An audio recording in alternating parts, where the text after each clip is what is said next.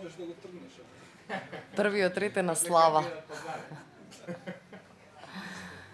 Добро вечер на сите. Се познаваме, веќе полого време соработуваме заедно. Јас сум Јасмина Голубовска, консултант за Фондацијата Отворено општество Македонија за така наречената бегалска и мигратска криза, која што се случува во овој момент на континентот Европа. Исто така, за жал денеска е Свети Никола, слава на многу луѓе, така што снимаме, па ќе им овозможиме, нели, понатаму видео снимка со која што ќе може да не чујат за она што го разговараме денеска. Темата ни е правните и хуманите аспекти на тената страна на Балканската рута, а со мене денеска се Воислав Стојановски од Хелсиншкиот комитет за човекови права на Република Македонија, Зоран Дранговски, Македонско здружение на млади правници и Јасмин Реџепи, хуманитарна организација ЛИИС Скопје. Заедно со Фондацијата Отворено општество, ние сме 4 партнерски организации кои што заедно работиме, ги го криваме теренските активности и воедно и активностите кои што се поврзани со покренување на јавната свесност на граѓаните во Република Македонија за она што ни се случува на граничните премини. За почеток, еден краток вовед, прв ќе зборува Зоран Дранговски. Ќе дадеме еден краток вовед прво што е тоа миграција. Малку ќе не воведе во тоа за тоа какви типови на миграција постојат, пред се кои се причините и последиците од така наречената ирегуларна и регуларна миграција. Воедно ќе ги отвориме темите за македонската јавност да чуе пред се како доаѓа до голем број на наплив на работници секаде од светот кои што тргнале кон Европа во спас за подобар живот, работа, домување, социјални и други права. Исто така ќе отвориме и теми за работодавците кои што широм светот ги користат различните сиромашни групи, особено изразени во земјите како што се Бангладеш, Пакистан, Кувејт, дури и Саудиска Арабија, кои што ги експлоатираат работниците од Бангладеш и Пакистан преку ланци на организиран криминал во буквално модерно робство, во кој што отвараат повици за работа, во кој што луѓето се пријавуваат за работа, потоа завршуваат во некои затворени фабрики, на кои што им се одземени документите, одземени средствата и се приморени да работат како робови. Во суштина голем дел од овој бран на луѓе кои што бегаат кон Европа не се само од воените жаришта кои што не се познати, туку и од овие така наречени фабрики на смртта широм светот, како и недоволните мерки за казни на работодавците кои што практикуваат такви мерки. Зоран, повели. Фала многу, Јасмина, на убавиот вовед. Јас искрено би сакал тука да повеќе оваа дискусија да биде во насока на размена на искуства. Миграцијата како феномен е нешто кое што е релативно ново за сите нас. И од тука ние секојдневно читаме, учиме, се надоградуваме преку размена на мислење, на идеи. Имавме среќа овој период, освен тој делот кој што е со ситуацијата и проблемите на терен, да запознаеме многу луѓе кои што се веќе искусни во оваа област. Многу странци дојдоа во Македонија, многу новинари, експерти да дискутираат на оваа тема, така да и ние успеавме да ги прошириме нашите знаења на темата во оваа област. Миграцијата е многу широк термин или поим или како и да се каже. Јас 5 години работев на правна помош на баратели на азил и бев премногу фокусиран само на таа категорија на лица во миграциите и последнија година-две почнав да поактивно се занимавам со миграцијата како поширок термин. И сите оние права кои што ги имаат луѓето кои што се мигранти, без разлика на тоа дали се во ситуација или имаат потреба да побараат азил или да влезат во некоја форма на меѓународна заштита или пак чисто од други економски причини или од било кои други причини се одлучиле да мигрираат во друга земја. Официјалната дефиниција за мигрант е човек кој што е вклучен, односно остварува активност која му носи профит во земја која што не е негова земја на потекло. Значи ова е една широка дефиниција која што за нас е многу нормална и денес во светот според Обединети нации има повеќе од 175 милиони мигранти работници. Значи во оваа категорија на мигранти не спаѓаат лицата кои што се испратени во друга држава врз основа на нивната работа како државни службеници или како представници на меѓународни организации или како лица кои што се инвеститори во друга земја, него оваа конвенција и овие Обединети нации ги рачунаат само оние лица кои што чисто се отидени таму да работат во друга земја заради остварување на работен однос и остварување на економска корист од тоа. Миграцијата како феномен барем во последните неколку стоцици години се одвива во два правци. Едниот е од југ кон север и другиот е од исток кон запад. И ова е нешто кое што барем во последните неколку стотина години се одвива на оваа насока, можеби претходно било во некоја друга форма. И сега во последно време она што е многу актуелно за Европа и за нас како дел од географски Европа е миграцијата која што се одвива од југ кон север.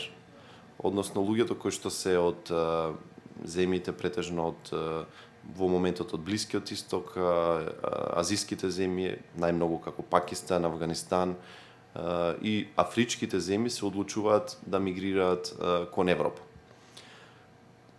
Секоја миграција се потекнува од има два фактори зашто луѓето мигрираат. Едните се тие така наречени пуш фактори кои што луѓето ги тераат да мигрираат, а другите се тие пул фактори па кои што ги влечат да дојдат во одредена земја.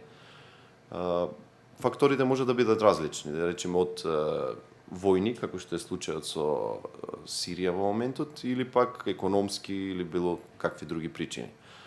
Она што ние го забележавме последниот период и она што се случува е државите од регионот и Европа ги карактеризира луѓето како економски мигранти, без воопшто да утврди дали тие луѓе се навистина економски мигранти.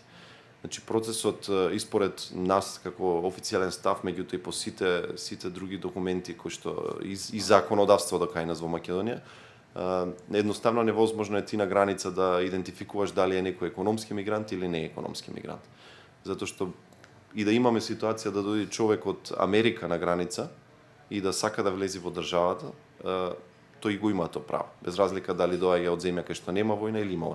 После е негова работа дали ќе докаже дали има основ за да престојува или нема основ да престојува во таа земја. Се работи она што се случува како феномен на Балканот е релативно нова работа и како миграцијски феномен е барем во последните 5-6 години е доста интензивиран. Да речеме во 2013 година според извештаите на Frontex, Европската агенција за бегалци, бројките тогаш се движа околу 30.000 луѓе кои што поминува низ државата, низ балканската рута, така наречена балканска рута.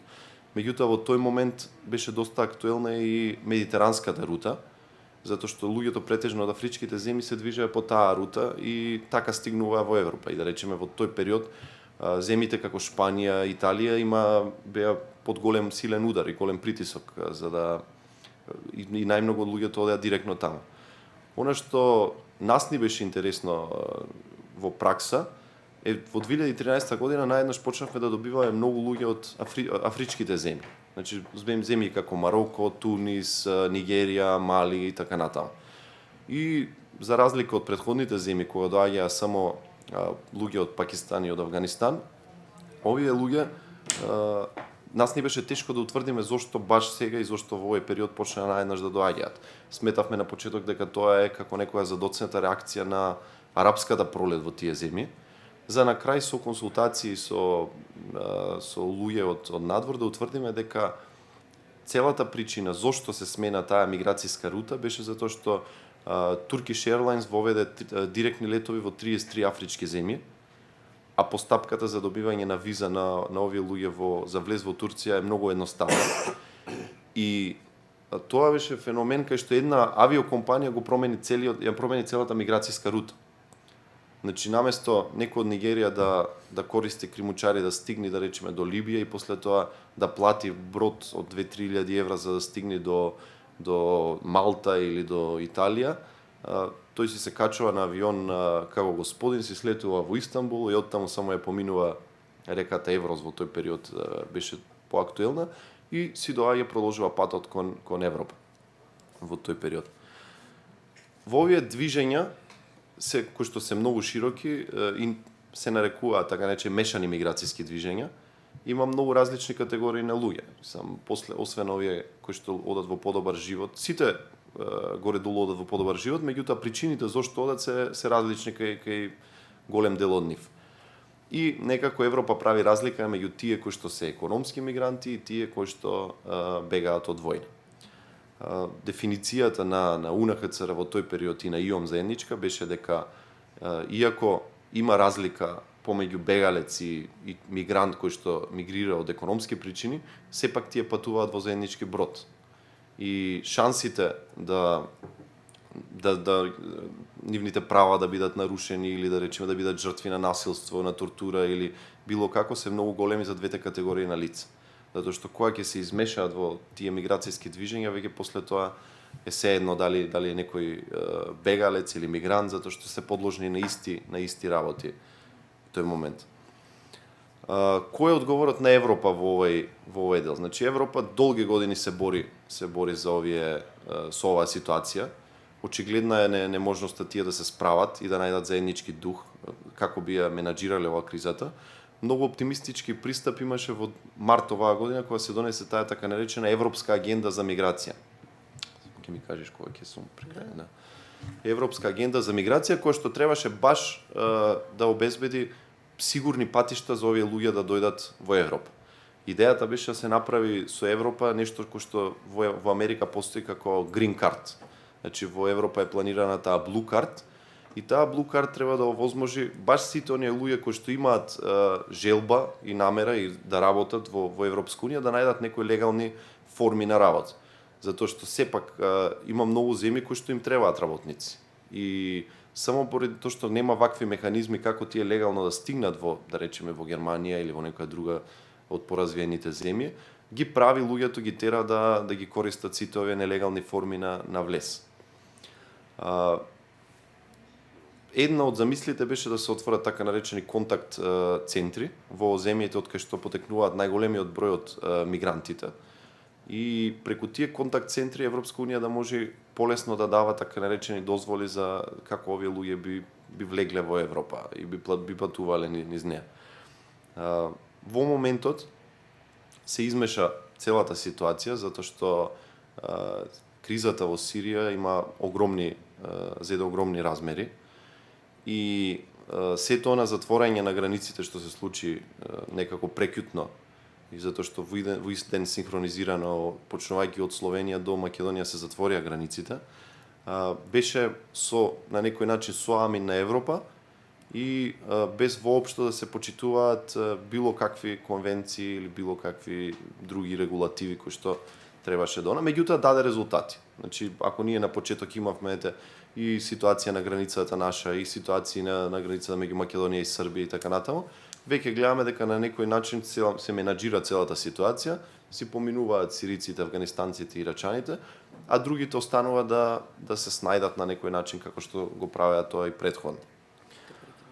Само да кажам уште за сега јас би сакал да се вклучам и понатаму во дискусијата, меѓутоа она што сакам да го истакнам е дека шансите овие луѓе кои што поминуваат низ Македонија и одат кај западноевропските земји се големи тие да завршат како мигранти работници, доколку не успеат да докажат нивниот бегалски статус. Доколку голем дел од нив се служат со најразлични начини како би стигнале до европските земји. Значи има неколку така наречени модус операнди како тие стигнуваат. Еден од начини ако ти имаш пари да си го платиш патот кој што не знам по некој проценти чини меѓу 10 и 15 илјади евра да стигнеш ти до таа земјата кај што сакаш да одиш. А другата форма има кримучарите најчесто се служат со таа форма, односно на луѓето им велат во ред ако немаш ти да платиш. Меѓутоа, кога ќе стигнеш ти во земјата, ти после тоа ќе одработиш и ќе ми ги вратиш парите. Тука луѓето се во потрагата за подобар живот, тука се на некој начин ја прават најголемата грешка, затоа што после тоа од кога ќе стигнат во Германија или во било која друга земја, стануваат фактички робови на тие луѓе. Најчесто се злоупотребувани затоа што најголема повреда може да настане ако ти си зависен од некој ти ги зел документите, не ти го дава пасошот, мораш да отплатиш долг, имаш камати, долгот се зголемува постојано и така натаму. А посебна приказна е па со децата или со жените кои што немаат можност да платат. Само да со две подпрашања и ќе завршиме со Зоран. Првото прашање се однесува на веќе познатите случаи кои што се присутни особено во државите членки на Европската унија.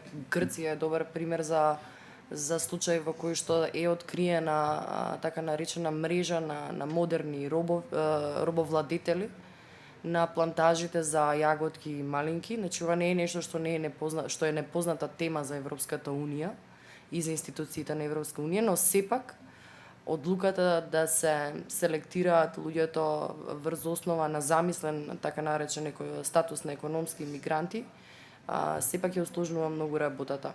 Сме ли тоа да го прави Унијата и што е со државите кои што не се членки, дали треба да ги следат во суштина во таков случај оние инструкции кои што доаѓаат од Унијата за поставување на жица и ограда на граничните премини. И второто прашање е што е со Република Македонија, за да им биде појасно и на граѓаните, бидејќи Република Македонија е еден од најголемите извозници на економски мигранти во Европа, особено во последните 4-5 години. Околу 450.000 граѓани од Република Македонија работат или пак студираат во европските држави.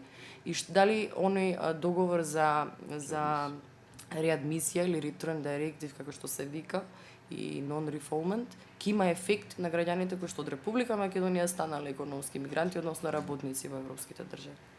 Супер. Ќе почнам со ова последното, па ќе се вратам после на делот со овие во Грција, со плантажите. Значи, во Европска унија го има многу фино за нив решено целото прашање, затоа што мигрантската криза и бегалската криза, ако гледаме по сите документи на Европа, е security issue. Значи, кај нив нема во ниеден документ многу мал дел ќе најдете за почитување на правата на луѓето или како да се најдат форми на заштита и така натаму. Значи, за нив е ова безбедносен аспект. Што се случува со нашите луѓе кои што одат таму? Значи, тие стигнуваат во било која земја и еден од условите, значи, една форма е ако тие веќе нашле договор за вработување или се вработиле, па таму ги пријавиле, добиле работни дозволи и така натаму. Тоа е таа легална миграција што се дешава. Втората миграција е, значи, тие мигрираат, работат таму на црно и кога ќе ги фатат, имаат две опции, или веднаш да ги вратат, или па да побараат азил во таа земја. Значи, доколку се одлучат да побараат азил, тие влегуваат во постапка за азил. Државата, секоја земја, значи без разлика кој е овие од земјите, на сите им имаат испитано барањето за азил. Значи, ги седнале на интервју, ги прашале и врз основа на нивните изјави на доказите донеле одлука дали овие лица заслужуваат меѓународна заштита или не. Доколку не заслужуваат и ги црпиле сите тие правни лекови, има така наречена таа што е спомнена смина return directive, односно директива за враќање. И таму има еден дел за присилни враќања. Сите кои што не исполнуваат услови да престојуваат во таа земја, се вратени назад во Македонија. Без никаква толерирање, без никакво. Јас можам да споделам со вас еден случај. Имавме случај со афганистанец кој што од Италија беше вратен во Грција баш поради ова return directive. Два пати пробале да го однесат, два пати пружал опор и такви некои работи. Третиот пат го успале и наредниот ден се разбудил во Атина. Значи, и све ова е легално според директивите на Европска унија. Во делот за луѓето кои што работат како економски мигранти во Грција. Грција имаше многу чуден пристап во тој период и затоа настана таков хаос. Значи, Грција со години наназад, во еден период во 2012 година, Грција имаше околу 1 милион нерегистрирани мигранти на нејзина територија. Али тие значеа таква финансиска инекција за економијата во Грција, затоа што луѓето Првите години, значи, ние кога почнавме да работиме 2010-11, немаше човек што дојде од Афганистан или од Пакистан што не знаеше грчки. И сите тие си живееа во Грција, полицијата ги толерираше максимално, нема никакви проблеми, имаше луѓе по 6-7 години што живееа без никаков правен статус таму. Мислам, ниту полиција ги запираше, има огромни, во Атина имаше цели квартови кај што живееа, Омонија, огромни, голем број на луѓе. И овие луѓе што беше проблемот? Тие почнаа да се движат во моментот кога настана економската криза во Грција. Значи имаше случаи каде што работеле една година цела и на крај кога отишле да си ги бараат парите, човекот газдата вади пиштол, ти немаш никаков документ, не можеш да добиеш никаква заштита. Имаше случаи, пошто првото прашање кое што било која земја или ти ако сакаш да се браниш после тоа да се повикаш на конвенција на било што, е дали ти како човек си побарал заштита во земјата кај што си бил. Прво ќе те прашаат дали пријави во полиција, зошто не, како што. И затоа во Грција се добија на пресуда МСС против Белгија и Грција на Европскиот суд за човекови права. И од 2012 година земјите од Европска унија престанаа да враќаат луѓе назад во Грција. Затоа што условите беа толку ужасни таму, кој што за да се осигураш ти дека некој ќе го вратиш, и тоа е принципот на non-refoulement, што е многу значаен. Значи ти може да немаш никаков статус во државата. Значи тебе може да немаш никакво право да седиш. Али државата не сме тебе да те врати во земја во која што тебе животот ќе ти биде загрозен. Еве само на кратко едно искуство од Унгарија. Унгарија имаше обид за депортирање на граѓани од Пакистан. Стигнале до аеродромот во Пакистан и потоа авионот бил приморен да се врати назад затоа што од Министерството за внатрешни работи не е дадена потврда за идентитет на луѓето кои што се на листата, па така мора да се вратат назад. Ќе се обратили внимание на конкретната тема и ако веќе нема нели начин како да луѓето бидат безбедно вратени во земјата на потекло, дали треба да се продолжи со оваа национална сегрегација по национална основа или пак би требало да се залагаме за отварање на границите затоа што секако овој сегашен систем не функционира. Два моменти се многу значени тука. И она што по сите правила и прописи треба да функционира. Значи држава, секоја држава, без разлика дали е Македонија, Србија, Германија или која да е, два начела треба да има. Едното е пристап до територијата на луѓето кои што имаат потреба и втората е пристап до постапките. Значи арбитрерна одлука дека некој не може да се врати или може или ова одлуката за дека ги примаме само овие националности нема никаде на хартија. Значи тоа не е официјален документ или да го има некаде во закон или било како што или по некои процедури, по некои правила се прави тоа. Тоа е политичка одлука и имаше еден многу добар коментар од колега од Србија. Прашањето беше зошто нема функционални системи за азил на Балканот. И одговорот беше дека реално ние имаме функционални системи за азил, само ако се тргне политиката надвор од системите. Значи ние ги имаме сите институции, закони, правила, правилници, што и да е за функционирање еден систем за азил. Меѓутоа проблеми настануваат кога имаме политички одлуки и политички прашања кои што се поврзуваат со темата. Ти благодарам, Зоран, за обсежните одговори. Се надевам дека не беше многу тешко. Продолжуваме во истата насока, овој пат со Јасмин Реджипи од хуманитарната организација Легис од Скопје, кои што уште од октомври 2014 се наоѓаат и на улиците, на необезбедените патишта и пруги во Република Македонија, секојдневно помагајќи им на сите луѓе кои што транзитираат низ оваа држава.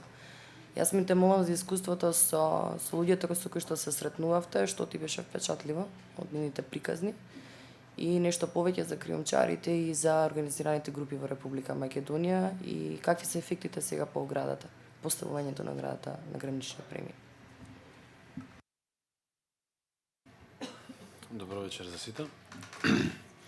Тоа што ги имаме во моментов, знаеме дека после 18 јуни се легализираше престојот на мигрантите се признаа како бегалци и им беше овозможено на сите правото за транзит низ државата преку изјаснувањето на мерата за азил, со кој што документ може да се движат слободно 72 часа низ државата со цел да дојдат до азил центарот во Скопје и да побараат азил или пак да ја напуштат државата. Иако меѓу редови тој дел напуштање на државата всушност беше акцентот на законот и тоа што ние сакавме да го постигнеме за да можат полесно да продолжат со својот транзит до саканите дестинации. После 18 јуни до значи пред некој месец дена немавме никакви безбедносни проблеми во однос на транзитирањето на бегалците низ земјата. Напротив, целиот транспорт беше организиран, иако нема право да одлучат дали со воз, дали со такси или со автобус, сепак им беше возможно сите тие што не сакаат да останат во државата да продолжат понатаму. Со донесувањето на таа неофицијална одлука за сегрегација, за дозволување само на одредени 3 нации да влезат, настана голем проблем на границата со Грција. Првиот ден, односно првата вечер, имавме луѓе кои што остана на територија на Република Македонија, па требаше процесот неколку дена да им се помогне на нив, како тие дали да останат да се сместат или на кој начин да заминат.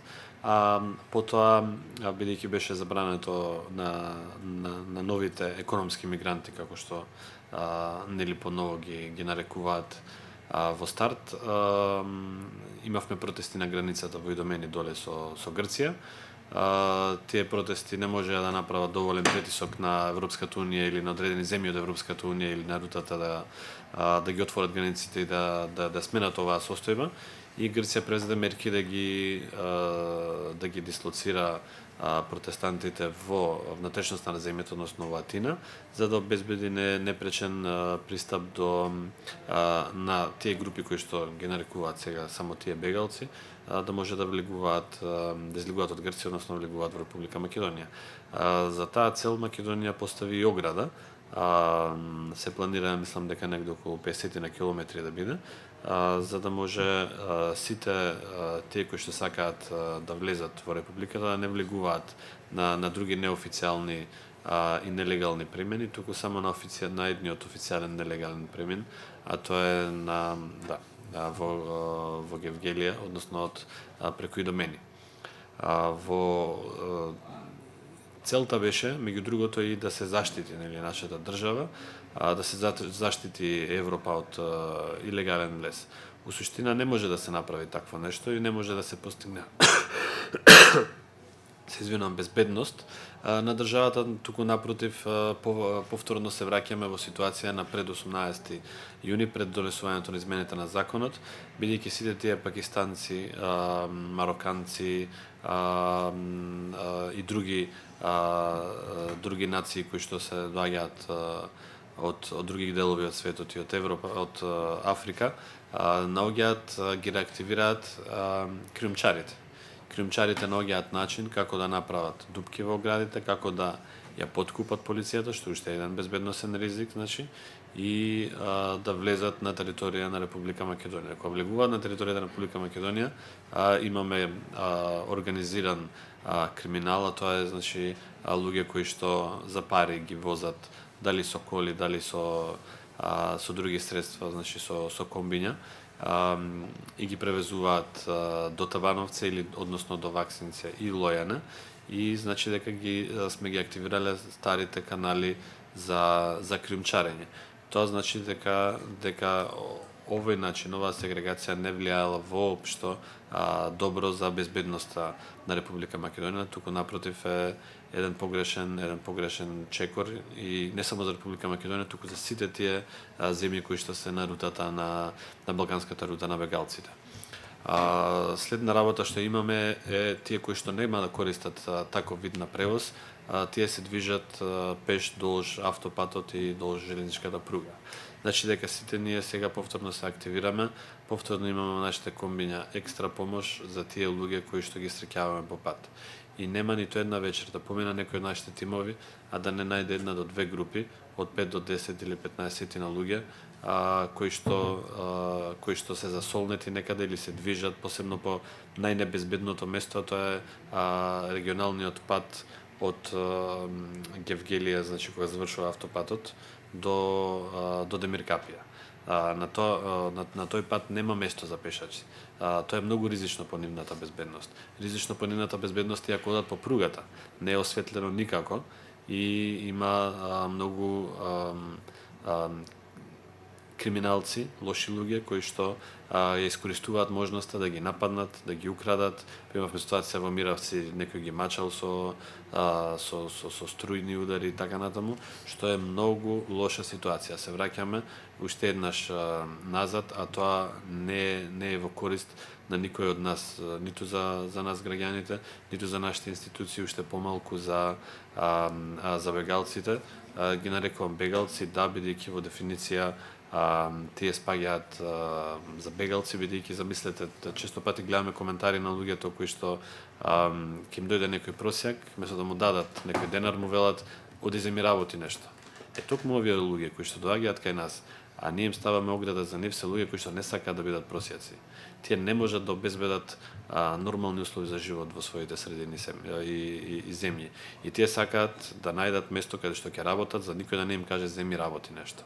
Да не живеат од социјална помош, верувам во тие земји не ни постои такво нешто и не се во таква состојба, како што и во нашата земја, јас верувам дека ретко кој може да преживее само од социјална помош. Затоа во Македонија имаме голем број на економски мигранти кои што се излезени од нашата земја, граѓани отидени во Европа да работат затоа што тука не може да се преживее ни со платите, а камоли со социјална помош. И сметам дека треба да се влие максимално, значи прво и нашите власти да го разбедат овој безбедносен ризик, а потоа и безбедносен ризик во однос на бегалците кои што сега поминуваат на црно, и исто така тоа да го разберат и европските земји кои што го наметнаа ова, и да има возможност на овие луѓе повторно достоинствено да се движат до оние земји до каде што сакаат да дојдат, па таму да им се утврди идентитетот, дали се економски мигранти или не се, по која причина се дојдени и дали може таа земја да ги заштити или да им овозможи пристоен начин на живот или пак ќе ги врати назад. А овој начин, само затоа што си ти индиец или пакистанец или африканец, да те врати назад, а не знае твојата состојба, да речеме имаме ситуација со палестинците. Како можеш да вратиш од својата граница палестинец? Тие во западниот брег живеат под окупација. Во Газа живеат под опсада, живеат во најголемиот затвор под отворено во светот. Израел ги бомбардира кога и да сака, никој од нив не им е сигурен животот или статусот во таа земја. Тој едва и нашол начин како да дојде и да избега, а ти му затвораш вратата пред носот и му велиш не, ти си економски мигрант.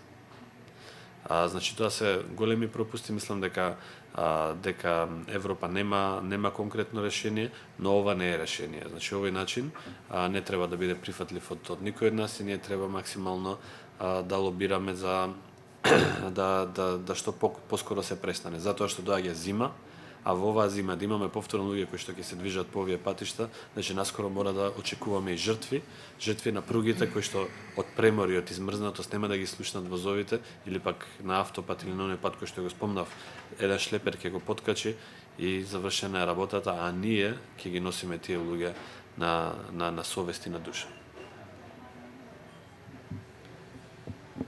Добро, да се надоврземе на темата која што ќе ја покрие Воислав околу правната заштита и што во такви случаи.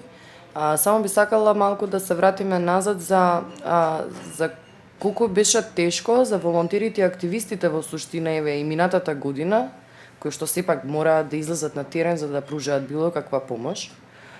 И сега повторно се вратат во оваа ситуација и што според тебе беше подобро додека беа отворени секако границите, дали добро се снаоѓавме и како се снаоѓавме во тој дел како држава, или пак и што со какви предизвици се соочувате сега. Дали исто така со на ваквиот начин на постапување се изложуваат и активистите и волонтерите на терен, исто така да бидат можеби потенцијални жртви и на криминалните групи, но од друга страна уште полошо согласно нашиот кривичен законник, па и да бидат и товарени евентуално и за дека се криминалци, односно трговци кои што вршат трговија со луѓе. Затоа што немаме јасна дистинкција околу овие прашања во Република Македонија. Па потоа Воја може ќе појасни малку повеќе во тој дел и како треба да се постапува. И пред да го донесеме законот, односно пред државата да го донесе законот, пред да бараме за такво нешто, кога почнавме минатата година, беше вакво време, ладно време и сметавме дека треба да се излезе на терен и да им се помогне на луѓето кои што доаѓаат и пешачат. И не беше толку лесно да најдеш да се најдат луѓе кои што имаат доволно храброст да излезат на терен, да пружат помош на некои луѓе кои што пешачат. При тоа секој пат, секое возење, секое одење и враќање да се мисли на тоа што ако ме сопре полиција, што ако некој неписмен полицаец ќе каже не, ти си соучесник во криумчарење. Посебно во тоа време немаше никаква измена за никаков закон во однос на тоа. Немаше никаква поддршка од УНХЦР, немаше никаква поддршка од Црвен крст. Ние го баравме тоа, тие рекоа дека не се надлежни, дека немаат мандат и ние дадовме мандат на самите себе си да продолжиме со ова. За време на донесувањето на законот оставивме, значи имавме само два кампа, тој што е за регистрација и транзитниот во Гевгелија и транзитниот во Табановце. Значи, многу подобро ја организиравме нашата работа. Сите работи беа многу полегални и се знае дека се работи само на едно место, не се троши толку пари на гориво и се знае каде се работи, бидејќи никогаш го немаш ризикот на тоа да помине некој шлепер да те однесе заедно со луѓето ако си застанал на некое погрешно место. Ти секогаш мора да застанеш таму кај што ќе ги видиш, мора да имаш добар пристап, да не се уплашат, да не мислат дека сме некои криминалци кои сакаме да ги ограбиме. Се случуваат и ситуации каде што тие се заедно со своите кримчари, или пак се случува да бидеме во исто време тука како во време кога некои од криминалците во републикава ги крадат или им вршат било каков криминал врз нив. Да речеме пред 3 или 4 дена имавме ситуација на патарината на Кекуманово, кога активисти од Германија со кои што соработуваме застанаа да им помогнат на тројца кои што беа на патот. Во истиот момент доаѓа кола, излегуваат тројца со палки за бейсбол и ги претепуваат бегалците. Најверојатно криминалци, најверојатно криумчари кои што не сакале, не добиле пари колку што очекувале од бегалциве и ги претепа сред бел ден пред очи на активистите. Луѓето беа странци, германци и се уплашија, се повлекоа да не станат дел од оваа состојба, бидејќи не знаат како нашата држава може да реагира во таква ситуација. И за жал немаме добра реакција од страна на државата, бидејќи јас веднаш им се јавив и на колегите од млади правници да отидат во болница кај што се сместени бегалците кои што беа претепани, да им пружат можност да побараат азил. Колку што имав информација дека не им било дозволен контакт и такво нешто, и по пружената медицинска помош биле депортирани назад за Грција, односно им се губи трагата, не знаеме, немам информација каде се. Вакви работи се ризик и за нас и сметам дека и за да можеме ние да действуваме подобро, треба да се смени оваа состојба, или пак доколку остане на овој начин, треба надлежните институции да бидат запознаени со нашите активности и да не го сметаат како криминал хуманитарното работење или пак пружањето на правни услуги на луѓето кои што ќе ги сретнеме уз пат. Значи, освен тоа што ние ќе ги сретнеме, ќе им дадеме капи, ракавици, храна, облека или чизми, што и доносиме со себе, што и да им треба на нив, ние ќе им дадеме и правен совет што да направат во држава ако бидат фатени од полицијата. Или ако имат било каков проблем, треба да се јават, има телефонски број кој што е 24 часа отворена линија за бегалците во ваква состојба. Значи, што ако бидеме заедно со тие колеги на терен за да им пружиме таква помош и правна совет, каков ќе биде нашиот однос со полицијата која што ќе застане и ќе ни види на пат. Значи, ова е едно прашање кое што сметам дека институциите треба да го решат за да можеме, доколку веќе не се решава на поинаков начин, слободно да ги даваме нашите услуги. Благодарам, Јасмин. Ќе продолжиме сега со Војо. Малку ќе не запознае повеќе со тоа какви све меѓународни конвенции има или постојат за справување со така наречениот со криумчарењето на мигранти по копнен, воздушен и воден пат. Со каква улога се дополнува со Конвенцијата на Обединетите нации против транснационалниот организиран криминал и што ќе правиме со случаите во Република Македонија на веќе регистрирани дела од омраза. Потоа знаеме за случајот Гази Баба, ќе правиме ли нови центри, нови Гази Баби низ Република Македонија? Како ќе заврши оваа цела приказна на национална сегрегација и жртвите кои што за жал секојдневно слушаме дека се појавуваат повторно? Се собравме на овој свет ден, Свети Никола, чудотворецот, заштитник на морињата. За жал не успеа да заштити над 3500 мигранти кои почина во Медитеранот. Тој е познат како владетел на морето. Скоро сите грчки бродови имаат икона од него. Меѓутоа, очигледно, одговорот треба да уследи од владата, а не од светците. Во Германија, Холандија, Белгија, тој е познат како Сент Николаус, кој се грижи за децата. Над 80.000 деца само од јуни до денес регистриравме во Македонија.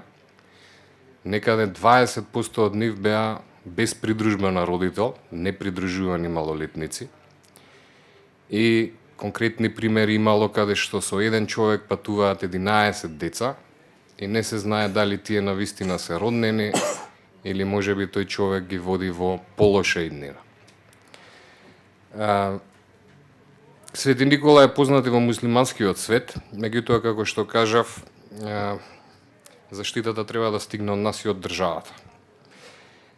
Можеби би можел да дадам еден мал преглед на тоа што се случуваше изминатата година. Ние следиме од ноември, кога единствен глас беше гласот на Легис, единствено слушавме за мигрантите и за бегалците како жртви на удар од ВОС. Ги имаше во хрониката Црна хроника и за нив се известуваше како да некој животно починал. Не беше ниту вест на денот, меѓутоа се известуваше од ден за ден како да е тоа најнормална појава. Се чувствуваме навистина безпомошни, се сретнавме со Легис и ни остана да почнеме да ги броиме жртвите во Хелсиншки, да се обраќаме до институциите, да прашуваме што се случува. Избројавме 29 жртви, вклучително бебиња, жени и деца, кои беа удрени од страна на ВОС. И ова беше скоро секој четврт ден, повторно почина бегалец, повторно почина мигрант, татко со своето дете починати на ВОС, од удар на ВОС. Не видовме некаква реакција од страна на институциите. Скопје очигледно повеќе не е солидарен град, по излезот од социјалистичкиот систем веќе не можеме да кажеме дека сме нити социјална држава, нити социјален град. Ова траеше се до мај. Во мај се случи една пресвртница кога 14 луѓе одеднаш во еден инцидент почина од удар на ВОС. Според обвинителката се работело за несреќен случај и таа го затворила предметот уште истиот ден. За по 3 дена ние да разбираме дека всушност инцидентот се случил на мост кај Велест, железнички мост, каде што афганистанци биле пресретнати од страна на сомалици, нападнати од страна на сомалиците и додека траела тепачката поминал воз и ги собрал 14 луѓе. Известивме обвинителството, некои медиуми и пренесоа што всушност се случило дека не е несреќен случај, меѓутоа немаме реакција од основното јавно обвинителство во Велес дали преземаа нешто за да ги откријат сторителите. Истражувајќи ја оваа сторија понатаму, дознавме дека постојат луѓе кои и до 14 пати биле враќани од Грција до Србија и назад. 14 пати врз основа на оваа директива за реадмисија која беше споменувана. И во еден момент голем дел од нив останале без пари, уморни, незгрижени и единственото решение за нив било да се организираат во група и да напаѓаат други луѓе за да им ги земат парите, за да можат да платат криумчари за конечно да можат да стигнат во Европската Унија. Значи, луѓе кои ја изгубиле свеста, а ние, како држави, сме им помогнале во тоа. Сепак, овој инцидент како да ја промени малку и реториката во јавноста, а она што загрижуваше најмногу е што ЕУ воопшто не соопште ништо во врска со ова. Знаете, ЕУ знаела да реагира и кога на некој медиум му била затворена вратата да не може да известува однатре од некоја институција, а имаме ситуација каде што 14 луѓе умираат на пруга, вкупно минимум 29, каде што ЕУ не вели ништо. Дали може би сака да пратат сигнал до останатите мигранти и бегалци дека е преопасно да доаѓаат во ЕУ, можеме само да шпекулираме. Потоа дознавме за Гази Баба. 400 луѓе во еден момент натре, а место за 450, а место за 140, 150. Што значи за еден кревет 4 луѓе, 400% пренатрупаност. Ова го има само во афричките држави кои биле погодени од граѓански војни. Да има 400% пренатрупаност во затвор. Познато е дека условите во притвор се полоши и од тие во затвор, а условите во Гази Баба се полоши далеку и од тие услови што се во притвор. Со тоа не успеавме како држава ниту да го заштитиме правото на живот, нити да го заштитиме правото на слободно движење, нити да го заштитиме правото на заштита од мачење, нехумано постапување. А кога отидовме, можеби дел од вас беа и со нас, тоа е еден од најспецифичните настани што ми се случило од како сум во невладиниот сектор и претходно всушност, кога отидовме во Гази Баба да им ги прочитаме правата на бегалците кои беа држени таму. Но редок емоционален момент за мене и за многу други што беа таму. За разлика од сите други протести каде што сме одели, сме повикувале дојдете со нас на сите јазици на заедниците во Македонија, никој не ни се приклучувал. Во Чаир ни се приклучија околу 100 луѓе. Што сепак кажува дека солидарноста постои, но треба со своји очи да ги гледате овие работи, да ги доживувате секој ден за да станете солидарни. Од дома преку медиуми не се случува. Меѓутоа, што ни покажа баш Гази Баба и потоа ослободувањето веднаш дента од кога бевме ние. Нашата акција беше една, Легис има други акции, беа на терен, присутни во медиумите. Сеат протестираше со глад, штрекуваше со глад пред собрание, сует, штрекуваше со глад пред собрание. Ние во меѓувреме ги известивме Обединетите нации и сите тела за заштита на човекови прави што всушност се случува и притисокот дојде од сите страни. И почнува да ги ослободуваат луѓето веќе наредниот ден. Ова за мене беше сигнал дека ние многу често грешиме. Ние организираме централистички акции. Се собираме на едно купче и од тука мислиме дека се ќе решиме. Фрагментацијата за нас е проблем. Мислиме дека се делиме, дека треба заедно. Не треба секогаш заедно. Понекогаш намерно треба да фрагментираме нашата акција, за да кога притисоците да ќе дојдат од сите страни, се чувствува дека владата е попустлива. Јуни беше пресвртница. Конечно одлучивме, Легис повикува да се преземе праксата од Србија со 72 часа. да почнеме да ги регистрираме тие луѓе, да им овозможиме користење на слободен јавен превоз и како да се смири. Летото беше релативно мирно се до август, кога беше прогласена кризната состојба и кога повторно се чувствував емоционален, меѓутоа сега со уште подлабока тага, а тоа беше сведоштво на тепањето на границата, кога полицајци тепа луѓе кои има 2 годишни деца во своите раце, кои трчаа да се протнат низ кордонот од полицајци. Ова траеше 2 дена и беше континуирана тортура од страна на полицијата. Меѓутоа, јас можеби повеќе треба да зборувам за кривичниот аспект, зошто рутата е темна.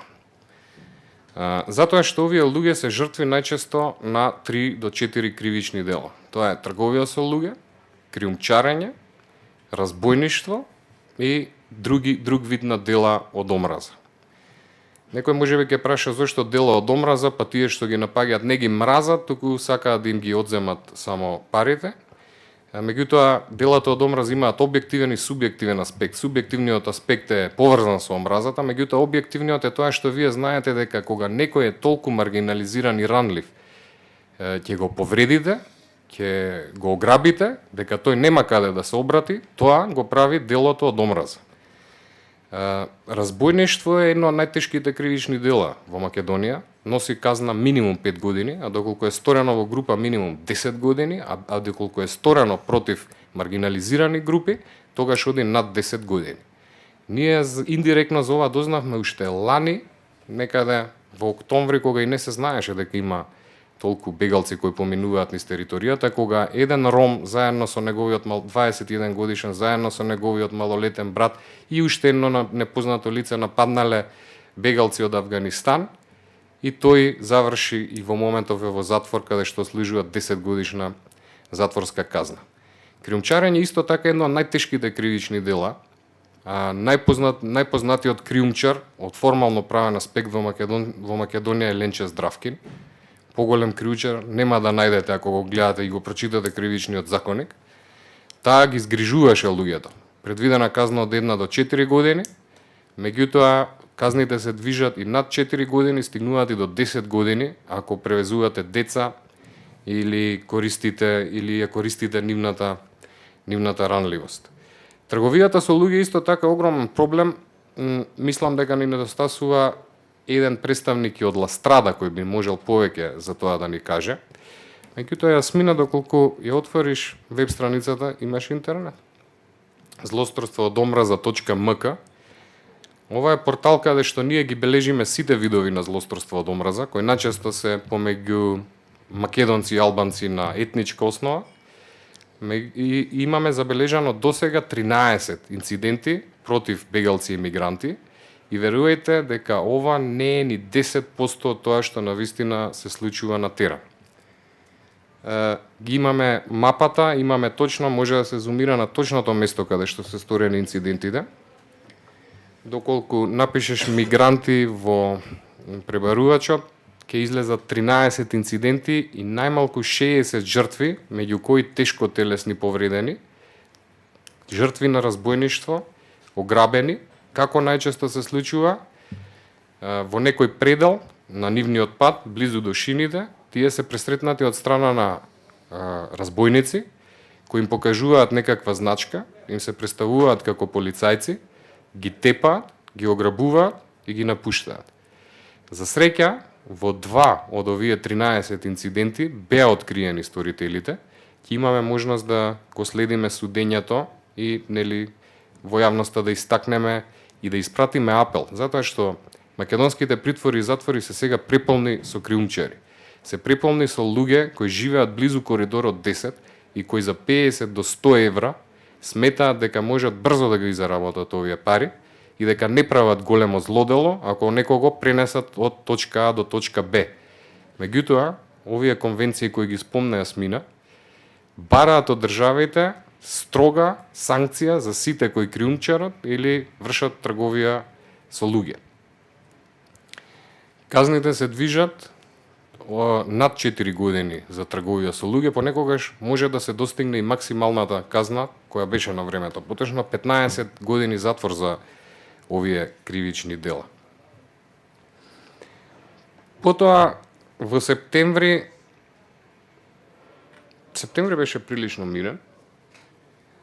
Ноември почнавме да градиме оградата и додека сите ние како активисти пред 2 месеци, 3 месеци зборувавме дека Орбан е фашист поради тоа што го прави, кога цела Европска унија велеше дека оградата не е решение, сега, односно во октомври, за време на самитот помеѓу ЕУ и Западниот Балкан, државите, се потпиша 17 се нарекува план со 17 точки во кој можете да прочитате и што ќе следи, не само тоа што се случуваше, затоа што меѓу редови се знаеше дека Македонија ќе крене ограда, требаше да ги засили границите помеѓу себе и Грција, а тоа наскоро ќе почне да го прави Албанија, затоа што така е договорено.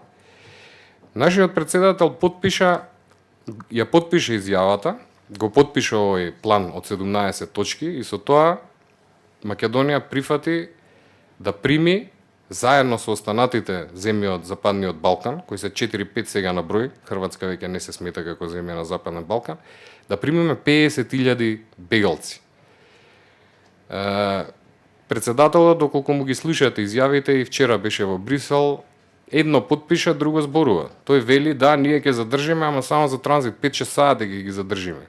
Изјавата и планот се прилично јасни за што станува збор. Ќе треба да ги задржиме и да им ги процесираме апликациите тука. Оваа конвенција за транснационалниот криминал е една од најважните конвенции и требаше нам многу да ни помогне, затоа што треба да соработуваме со Грција и треба да соработуваме со Србија, затоа што овие банди на криумчари и оние кои вршат трговија на луѓе не функционираат само во една држава. Конвенцијата е толку важна што е потпишана од 185 земји членки, од кои 5 не се ни членки на Обединетите нации. Немаме комуникација со Грција. Тоа многу добро го користат криумчарите и оние што тргуваат со луѓе. Меѓутоа, од мрза немаме комуникација ни со Србија. Ние сме биле неколку пати во Табановце, каде што сме виделе дека апсолутно никаква комуникација помеѓу граничните служби на Македонија и на Грција не постои. Дури и еден грчки полицаец влезе на наша територија да нападне српски, да нападне бегалец кој не го послушал. Ова што се случува со подигањето на границата и дискриминацијата при приемот на одредени нации е чиста дискриминација и покрај тоа што потекнува од ЕУ и таа ја потекна, не значи дека може да ја користиме како што ја користи нашата влада, дека имаме поддршка од ЕУ за тоа што го правиме, дека не ни се бунат. Меѓутоа ЕУ и ние како држава и ЕУ како квази држава има обврска кон Обединетите нации и кон конвенциите што се однесуваат на бегалците и кои го кажуваат она што го зборуваше Зоран, дека не можете вие да враќате така луѓе. Веќе има и пракса на Европскиот суд за човекови права, каде што самото враќање веднаш ви отвара пат да се обратите до судот во Страсбург и многу брзо да добиете тужбата против државата. Мислам дека тоа е тоа за сега. Благодарам. Еве само да ја затвориме целата приказна за да не остане нејасно, околу тоа особено Гази Баба е добриот пример и извештајот на Human Rights Watch во врска со жртвите кои што беа таму, па и голем број на сведоци кои што требаше се јават потоа и во постапки. Но како што и самиот ти кажа на почетокот после протестот кој што го направивме пред центарот Гази Баба, веќе наредниот ден луѓето почнаа да ги пуштаат. Дали е тоа затоа што во тој ланец понекогаш, па ако не и секогаш, се вклучени и лица кои што се службени лица, дали од полициските единици или пак некако на друг начин поврзани, кои што и го возможуваат тој ланец и да постои. Можеби кој е твоето мислење во таа насока? Не зборам само за Република Македонија, зборувам чисто за целокупната балканска рута. Сепак ова поднебје наше балканско е поднебје на кое што организираниот криминал совршено функционира со властите во државите. Сме имале наводи дека полицијата е вклучена во некои од кривичните дела што се сторуваат, меѓутоа никогаш не успеавме ова да го потврдиме. А и казните, доколку ова навистина се случува, се над 10 години затвор, доколку го прават тоа службени лица. Предпоставувам доволно за да ги исплаши да не го прават. Гази Баба е нашиот срам, кој ќе треба да се носиме со него и навистина не ми е јасно како откако ги ослободија сите, сега повторно имаме луѓе таму.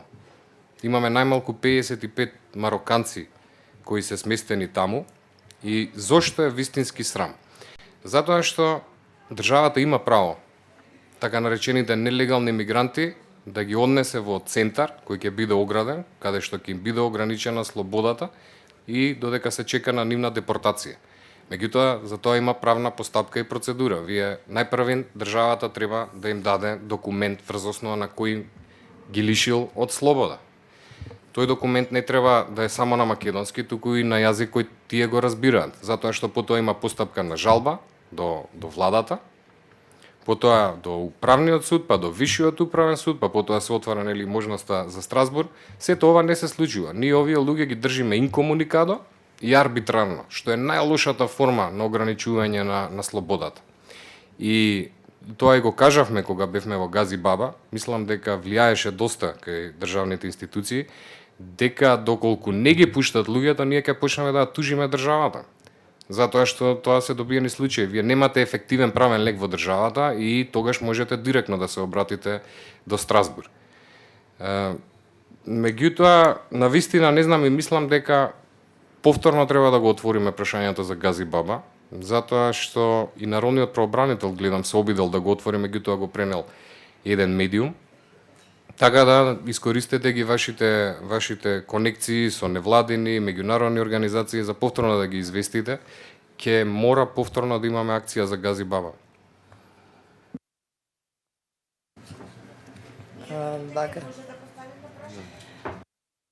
Само да се надоврзам. Македонија е во моментов најверојатно единствена држава во светот која чува жртви и сведоци на кривични дела во затвор. Затоа што тие луѓе се сега таму, затоа што биле или жртви, или сведоци на разбойништво или криумчарење. Јавното обвинителство смета дека без нив судската постапка против овие обвинети ќе пропадне и затоа ги чуваат за тие да се појават пред суд, да дадат изјава и потоа би ги пуштиле. Што е апсолутно недозволиво. Само момент, Јасмин, Зоран, па Јасмин и ќе го отвориме нели за пошироката публика за прашање. Во супер го објасна, мислам, целиот дел со луѓето кои што се задржани и наша најголема болка можеби во моментот е што се случува. Значи, луѓето ги дали сега, дали по некое време евентуално мора да излезат од Гази Баба. Тие поднесуваат таму барање за азил и после тоа ги пуштаат во кампот во Визбегово, што е од отворен карактер. Ние таму првата работа, пошто ја знаеме целата ситуација, првата работа што ја разговараме со нив кога ќе стигнат тие во кампот е им објаснуваме дека очигледно нивните права се нарушени и повредени во тој дел, со самиот нивен престој во Гази Баба. И она што им објаснуваме целата постапка и сите правни механизми кои што ги имаат за заштита. Меѓутоа, луѓето кои што биле таму држени 5 месеци, 6 месеци, па макар и месец дена, првиот ден најчесто се тие луѓе кои што веднаш си одат. Значи ние по некој просека го гледаме, значи скоро 50-60% од нив уште првиот ден кога ги донесат во Гази Баба, тие веќе вториот ден не се во центарот. И она што можеби е многу значајно и го разговараме со колеги од други земји, значи можеби кога ќе стигнат до нивната крајна дестинација, пример дали Германија, дали некоја друга земја, после ќе се охрабрат да ја бараат правдата и во однос на правата кои што им биле повредени во Македонија. И ние стоиме на располагање, веќе работиме на неколку случаи, даваме поддршка на организации од странство кои што бараат, кои што ги бранат правата на нивните клиенти и спремаат апликации за во однос на нивните повреди кои што им се случиле во Македонија. Така што ова е сериозна работа и мислам дека условите под кои што во моментот функционира центарот, имаше најави дека ќе се гради нов центар по услови или такви некои работи. Значи имавме експерт кој што работи во афрички кампови, да речеме, со бегалци, со луѓе, кои што вика минимум стандарди кои што се меѓународно прифатени е да има пример са еден тоалет на 20 луѓе. И тоа е во субстандардни услови, да речеме во пустина или не знам каде, или ако има хуманитарна криза. Значи тоа се минимум стандарди. Тоа што сакав да го спомнам врска со Газибава, ние имавме голема мака да влеземе таму. Уште поголема да вложиме напори да допринесеме кон разврската на тоа. Освен притисокот кој што го имаше од медиумите, од невладениот сектор, од жртвувањето на соадмисини, делот на комуникацијата со омбудсманот. Тие направија притисок врз тужителството, обвинителство, за да овие случаеви се процесуираат побрзо. Бидејќи, како што кажа Воислав, тие луѓе биле жртви на кримчари, кои што кримчари, дали биле фатени или не, обвинителството им требале овие сведоци за кога ќе има постапка, а знаеме нашите судови како функционираат, за дури тогаш да ги изнесат на суд, да кажат да, овој бил човекот вака случај или така. А да ги држи во место каде што во затвор, значи или во притвор имаат право да излезат на сонце, овие немаа право ни за такво нешто. И не само што биле држани луѓе кои што, значи, што се невини, туку внатре имаме луѓе кои што, значи, имаше деца без старатели. Имаше деца со своите мајки, имаше трудни жени. Имало некоректни постапки од полицијата што излезе и од извештајот на Human Rights Watch, на кој што работевме заедно. И тоа се катастрофални работи кои што ни велат на нас дека Македонија не е спремна за нови газибави. Не е спремна ниту за реактивирање на оваа газибава. И треба омбудсманот денеска беше нивен представник на маршот кој го организиравме денес. Биле денеска во посета. Не знам дали имаат некој извештај во врска со ова. Значи, целта е да ги држиме ниво приправност цело време, да не се дозволи луѓето да останат подолг временски период, а од друга страна на правните институции или на организациите кои што работат со ова да им се дозволи влез, да им се објаснат правата на луѓето и да им се даде можност за барање за азил. Бидејќи во она време кога бевме ние во Газилова присутни, повеќето од тие луѓе, значи кога ги прашавме баравте ли азил, да, и полицајцот вели бе каков азил седи тука. И такво нешто најверојатно се случува и во моментов. Ако не ги носат на процесуирање за азил во Визбегово, ги враќаат назад. Тоа не е во ред и треба сите да бидеме, значи, во приправност по ова прашање. Отворивме многу теми, сега е ред на вас. Кој е заинтересиран да се пријави за прашања од публика или коментари? Само да земеме и микрофон успет.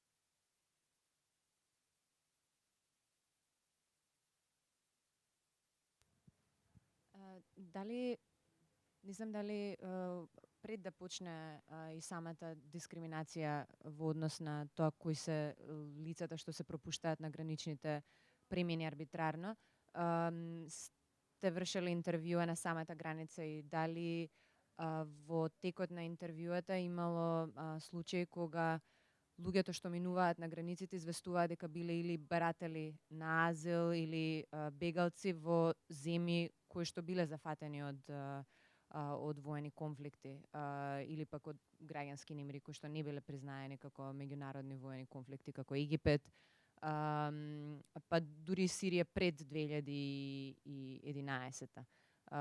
Затоа што има статистички податоци кои што зборуваат за баратели на азил и за беголци, но чиј статус не бил потврден. Ова се податоци на UNHCR. Значи, дали имало такви искуства и дали тоа се дел од оние луѓе кои што поминуваат долж Балканската рута. И дали се води сметка и во тоа, кон тоа, мислам, дали имате некакво искуство во тоа прашање? Фала многу. Како гледаме ние на целата ситуација? Мислам, ако гледаме малце од правен аспект. Значи, кај на законот вика дека секој има право да побара азил. Значи, без разлика националност, која било друга основа, значи има два начини. Едниот е начин ако веднаш на граничниот премин, значи доаѓа на граничен премин во државата без разлика дали има патна исправа, нема патна исправа или така натаму, и поднесува апликација за азил. Тоа е едниот начин, а другиот начин е ако веќе се наоѓа на територијата на државата. Значи влегол на некој начин илегално, остварил нелегален влез и така натаму, и во тој случај има право да побара во било која полициска станица во државата.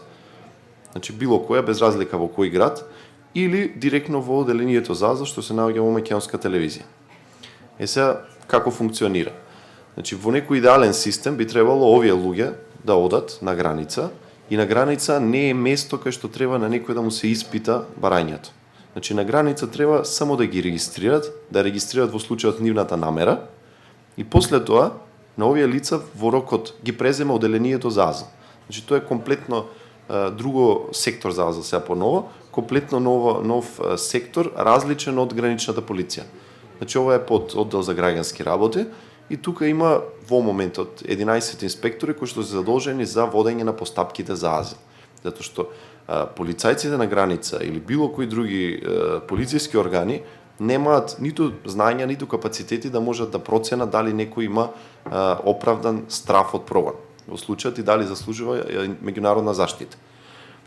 Откако ќе почне постапката, значи без разлика може да не се сместени во камп, ние ги гледаме многу лоша перцепција, затоа што ние сите ги гледаме како луѓе кои што треба да видат по кампови, треба да видат не знам каде.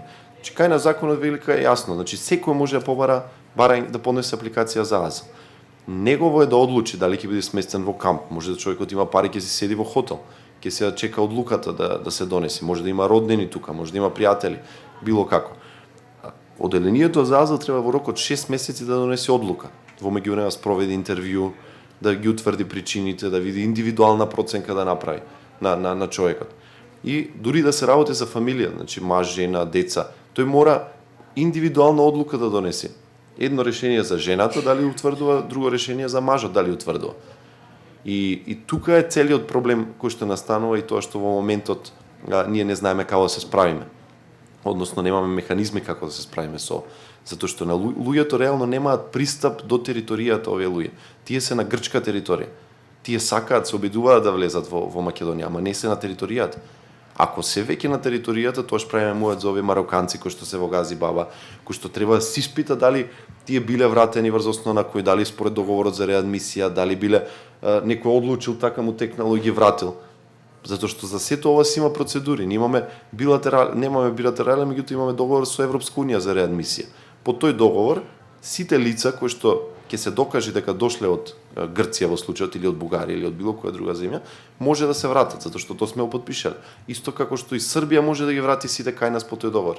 Србија да речеме во 2014 имаше негде околу 350 барања за реадмисија на луѓе во Македонија, а нашите одобрија враќање само на 12 или 13 луѓе.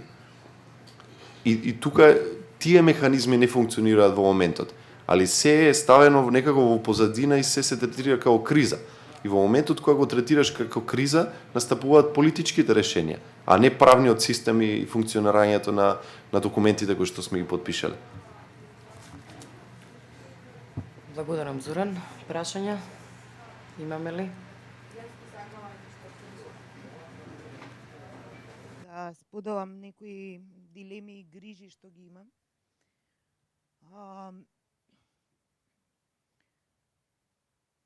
Една од грижите што ги имаме е дека во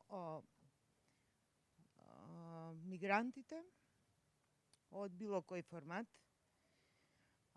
стана потрошна роба. Може ли да се предизвика скандал? Може, еве ги на насловни страници во медиуми. А, ние со Јасмина подготвуваме неделни брифови за нашата организација, тоа го прават сите фондации на рутата. И веќе неколку недели поред ние немаме ништо посебно да известиме и мојот професионален предизвик пред да го завршиме брифот е нема ништо. Нема ништо, ама има ништо, се полни газибава. Вие сами изборувавте за тоа колку сме немоćни и од хуманиот аспект и по страната на вредностите, иако сме земја која во колективната меморија, без разлика на која етничка група припаѓаме, сите ги имаме миграциите, болката со тоа, но сега ние сме во состојба на длабок сон, аутизам, ние сме најјадни на светот, луѓето ни поминуваат, се во исклучително тешка состојба и на патот надвор од нашава земја и во институциите или на пругите. И ја имаме ситуацијата со медиумите останати се уште само денеска тоа го чув, уште две или три редакции кои некако го пратат прашањето. Другото не е веќе интересно. Ми се чини дека тука како цивилен сектор, без разлика дали заедно како платформа или индивидуално, потфрламе континуирано. Значи, не е доволно да има меѓународен ден на мигрантите работници за да се собереме. Ние имаме ситуација каде континуирано се кршат правата на, доволно е на еден да се кршат, а тука се зборуваме за големи групи на луѓе. Јас се согласувам дека со Војо, мислам дека беше, дека понекогаш таков дисперзираниот притисок врши работа и сигурно во некаква климакс точка предпоставена дека тоа може стварно да ја превагне вагата. Но во меѓувреме сме абсорбирани еден куп хуманитарни организации, абсорбирани од состојбата на теренот и вршење на тоа 24/7 сервиси и тоа е тоа. Ке проговориме чат-пат ние што сме на фронтов, не успеавме никако и мислам дека ова повеќе го споделувам како онака меѓу своји, да речам, соборци, мораме да размислиме како, на кој начин и правно, и вредносно, хумано, како оваа приказна да ја држиме активна. Затоа што ми се чини дека на хумано ниво, ако го изгубиме ова како искуство, како информација, ние не сме цели. Поминуваат луѓе, реки поминуваат. Па неделно се преку 8 до 10.000. И ние сите заглавени нешто своите проекти и така натаму. Или заглавени во процедурите и институциите. Извинете, не е фер. Не е фер да разбирам во сосема случаен муабет со една обвинителка која веројатно на дневна база ги работи и ги гледа работите тие случаи и ги гледа работите од незината гледна точка. Не е фер од незе да разбирам дека има 30 или 50. Поготово јас што сум, да речам, со текот на настаните. Сакам да апелирам да некако со крајни сили или со, ако сакате, од вистинското, од хуманото место, да сериозно се зафатиме со тоа оваа приказна не заради нас, заради од цивилизацијска гледна точка. Да ја држиме како знаеме и умееме, со сите ресурси кои располагаме. Ова ми беше коментарот и едноставно имав потреба да го споделам со вас. Втората работа што сакав да ги прашам или панелистите или колегите кои се присутни, што мислите? Кога ќе треба да почнеме да делуваме за да пресретнеме моментот кога ќе во Македонија бидат сместени 50.000 бегалци или мигранти. И како тогаш, исто со оваа визура, и правната, и хуманитарната, како тогаш ќе гледаме на нив? Дали тогаш, пошто нема друго, него ќе бидат во кампови и ќе се тепаат и ќе бидат мистретирани таму, тогаш што ќе правиме? Мислам, баш ме интересира вашата визура, на било кој од присутен тука, што мислите, што треба да се чини? Благодарам.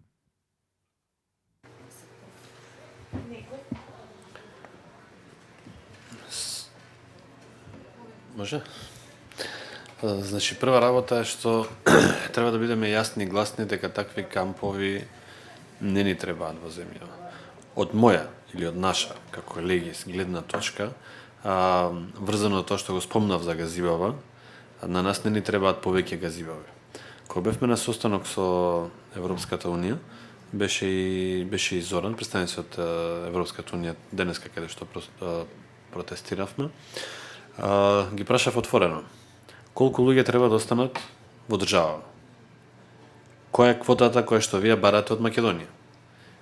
И таа вртеа како киша од Крагуевца. Значи, вашиот председател рекол 2000, дали вака било толку часа, толку денови, не знам што. Ја повторно побарав, дајте ми информација. Не ми дадоа.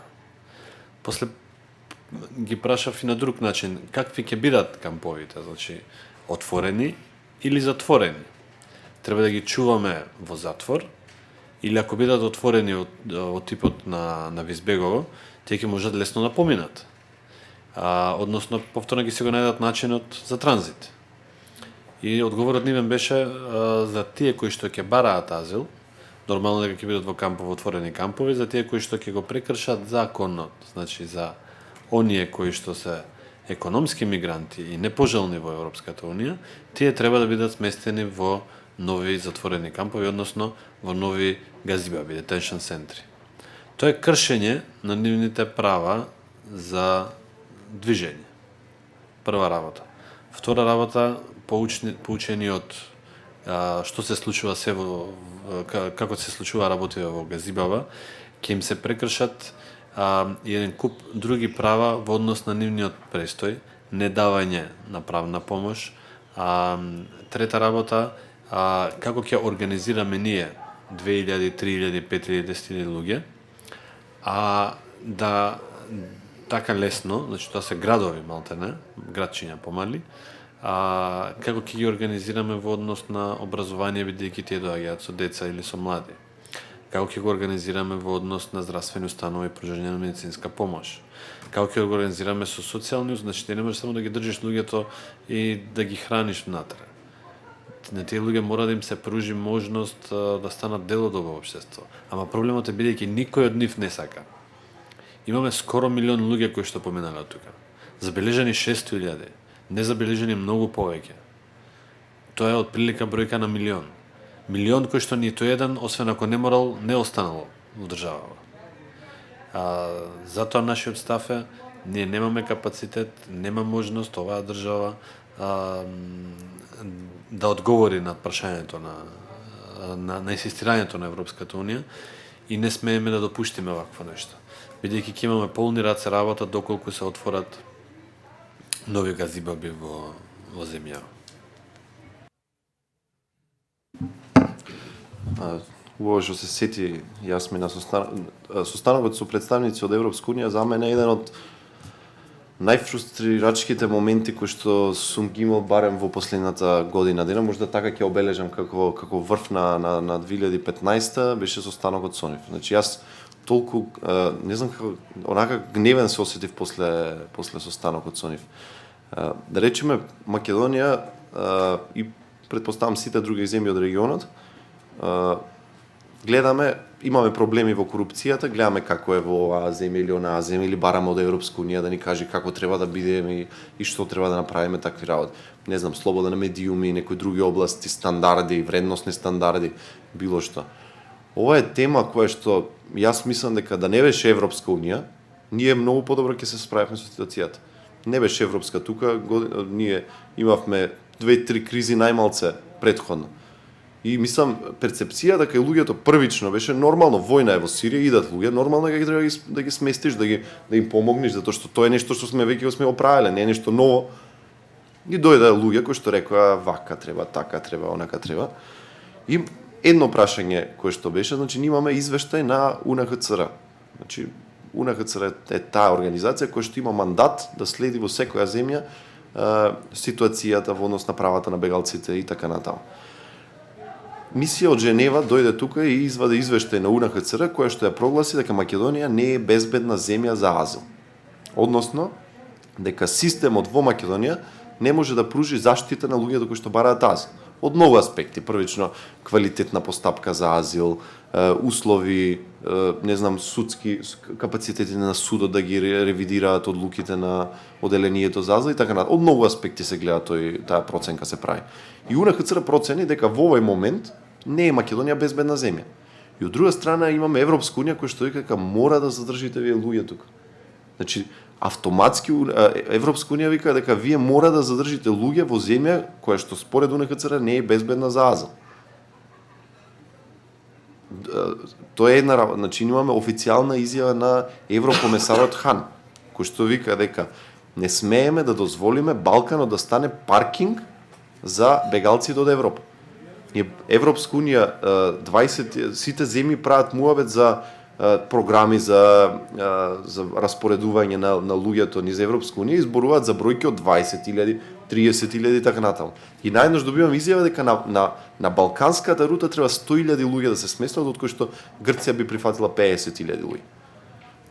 Јасмин многу добро посочи дека ние не можеме, ние работиме сега во Сдруженијето на едно сценарио, што би се случило кога Македонија од денес има 2000 луѓе. И од правен, и од социјален, и од економски, и од било каков аспект. Чи 30% од луѓето кои што доаѓаат се деца, на 2000 луѓе се 600 деца. Кај ќе најдеме ние, кај ќе се, во кој образовен систем тие ќе се вклучат? Или пак имаме меѓународни организации кои што кидат и ќе организираат некакви школи во камповите и така натаму. 6 години ги следиме прогрес репортите на Европска комисија во однос на системот за азил. Немаме ни една насока како би се подобрил системот или како би се развила за да имаме ни ефикасен систем за азил. Европска унија не финансирала ни единствен проект за системот за азил во Македонија досега. Зошто? Како? Не знам.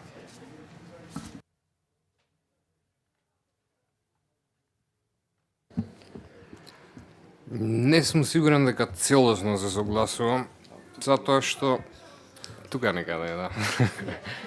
Не, овие ставови ги имаме слушнато и од држави како Словачка, и како Полска, и како Естонија. Затоа не сум сигурен, ако ние ова го искористиме, исто да ќе го каже Албанија, исто да ќе го каже и Србија, а веќе потпишавме, треба да стоиме на зборот. Меѓутоа не стоиме на зборот. Нема подготовки од никаков карактер, односно најверојатно намерно нема подготовки од никаков карактер, за да можеме да тврдиме дека сме потпишале дека ќе задржиме околу, според моите пресметки, 6.000 во согласно со тоа колку е бруто националниот приход и број на жители по државите.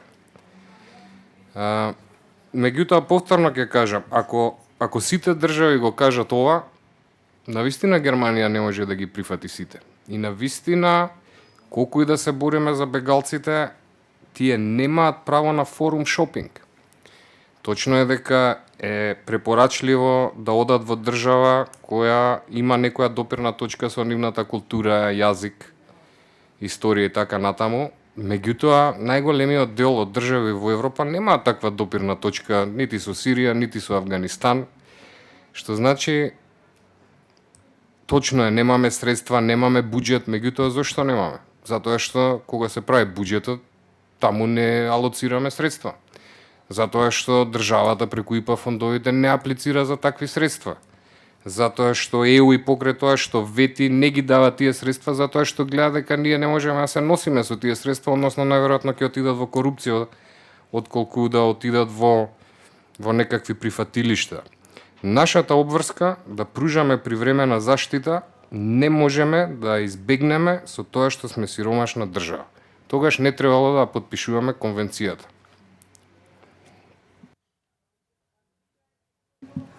Добро, ако може да ги сумираме заклучоците, за да направиме пауза, бидејќи ни пристигна документарецот кој што ќе го погледнеме сите за прв пат.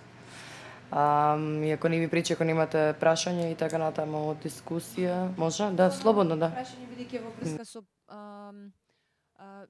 апсолутно се согласувам со Воја и мислам дека треба да размислуваме сериозно и можеби како секој во зависност од своите можности да бара начини како може да се подготвуваме за нешто што сметам дека е неизбежно сценарио, а тоа е да не само во ситуацијава, туку воопшто и оваа држава да се гради како некоја држава која што ќе има функционален систем на азил не заради хуманитарниот аспект, туку заради одредена држава каква што сакаме да градиме, односно одредено општество, не држава, каква што сакаме да градиме.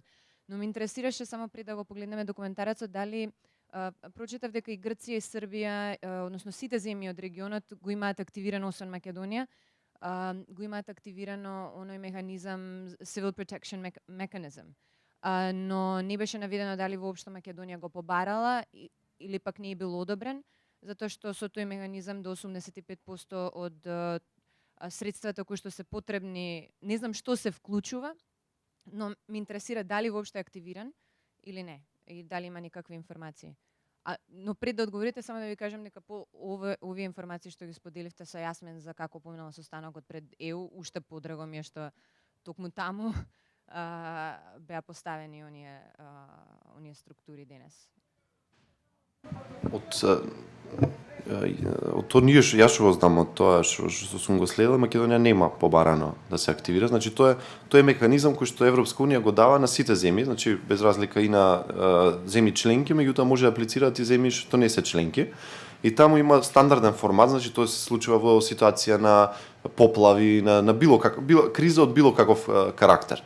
И таму е чисто како листа, барем јас од она што го имам проучено, е како листа и сега да речеме Србија вика нас ни требаат 20 агрегати, 50.000 кебиња, не знам, таква листа комплетно.